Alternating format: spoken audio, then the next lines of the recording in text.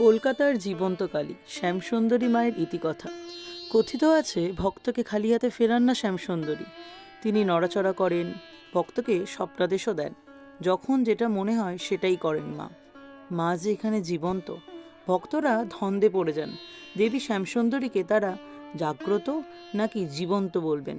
কোথায় এই মন্দির জানতে হলে পুরো ভিডিওটা দেখতে হবে, কোনো রকম স্কিপ না করে। খাস কলকাতাতেই এই মন্দির। শিয়ালদা স্টেশন থেকে খুব কাছেই এই মন্দির। শিয়ালদা স্টেশন থেকে বাসে, হেঁটে বা অটোয় সুকিয়া স্ট্রিট, সেখানে রামমোহন হলের পিছনের বাড়িতেই এই মন্দির। মহালয়ের পূর্ণলগ্নে দেবীর আবির্ভাব তিথি। ওই দিনই দেবী প্রথম দর্শন দিয়েছিলেন। পরনে লাল পাড়, সাদা শাড়ি, কপালে টিকলি, নাকে নথ, গলায় রুদ্রাক্ষের মালা, এলোকেশি কালো মেয়ের মুখে একগাল হাসি। ইনি সুকিয়া স্ট্রিটের শ্যামসুন্দরী। উগ্র ভয়াল করাল রূপ নয়, কালী যে এখানে ছোট্ট মেয়ে। সেবায়েতরা বলেন, বহুবার তারা নিঃশ্বাস ফেলার শব্দ শুনেছেন। নপুর পরে বাড়িময় হেঁটে বেড়ান দেবী। কেউ বা বলেন চোখের ওঠা পড়াও টের পাওয়া যায় তার। মন্দিরের বেদিতে উপবেষ্টিতা শ্যামসুন্দরী। তার গা ঘেঁষেই বসে রয়েছেন জগন্নাথ, বলরাম, সুভদ্রা। তারা দেবীর সন্তান, পাহারাদারক। শ্যামসুন্দরীর পাশের ঘরেই রয়েছেন ভৈরব। ঠিক কতটা জাগ্রত দেবী শ্যামসুন্দরী, একটা কাহিনী এই মন্দির ঘিরে প্রচলিত আছে। তা হলো, একবার দেবীর পুজোর জন্য পুরোহিত বাজার করতে গিয়েছিলেন। সেই সময় তিনি লক্ষ্য করেছিলেন যে এক 5 বছরের বালিকা গায়ে কালো রং, চোখে লাল রং মেখে দেবী কালীর মতো সেজে সবার কাছে ভিক্ষা চাইছে। দেবী শ্যামসুন্দরীর পুরোহিতের কাছেও সেই বালিকা ভিক্ষা চেয়েছিলেন। বলেছিল যে একটা টাকা দিতে, কারণ সে 2 দিন ধরে কিছু খায়নি। কিন্তু পুরোহিতের এসব ভালো লাগেনি। তিনি ওই বালিকাকে ধাক্কা দিয়ে সরিয়ে দিয়েছিলেন। পাল্টা বলেছিলেন, যা করে খা। জবাবে বালিকাটি বলেছিল, কাজ না পেয়েই সে ভিক্ষা চাইছে।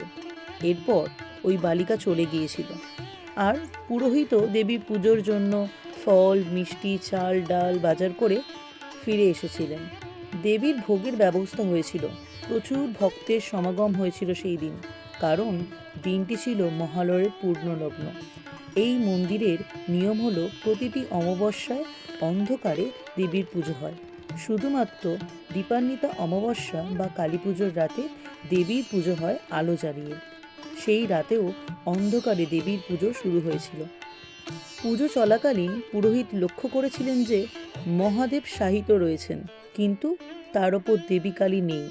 পুরোহিত প্রথম ভেবেছিলেন দেবীর রং কালো, তাই হয়তো অন্ধকারে দেখা যাচ্ছে না।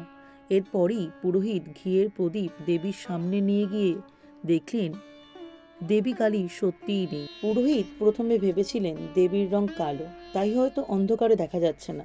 এরপরই পুরোহিত ঘিয়ের প্রদীপ দেবীর সামনে নিয়ে গিয়েছিলেন। পুরোহিত দেখতে পেয়েছিলেন দেবী কালী সত্যিই নেই। মহাদেবও মৃত মানুষের মতো শুয়ে আছেন। এই অস্বাভাবিক ব্যাপার দেখে পুরোহিত ভয়ে 2 পা পিছিয়ে এসেছিলেন। তার গা ভয়ে শিউরে উঠেছিল। সেই সময়ই ছমছম করে আওয়াজ হয়েছিল। পুরোহিত শব্দ শুনে বুঝতে পেরেছিলেন কেউ যেন তার পিছন থেকে হেঁটে আসছেন। সেই সময় একটি পা যেন মহাদেবের বুকে ধপ করে পড়েছিল। সেই অন্ধকারের মধ্যেই দেবীর মুখ খুলে জিহ্বা বেরিয়ে এসেছিলেন। দেবী মানুষের কণ্ঠে বলেছিলেন, দে চাল কলা খেতে দে, দিবি না আমায়? এই দেখে পুরোহিত ভয়ে অজ্ঞান হয়ে গিয়েছিলেন।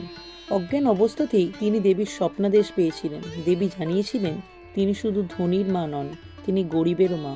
তাই দেবীর জন্য যে যতই বিশেষ পুজো করুক না কেন, যদি কোনো ভক্ত 1 মুঠো আতপ চাল ও একটি পাকা কলা দিয়ে নিবেদন করলে সেটাতেও দেবী সন্তুষ্ট থাকবেন।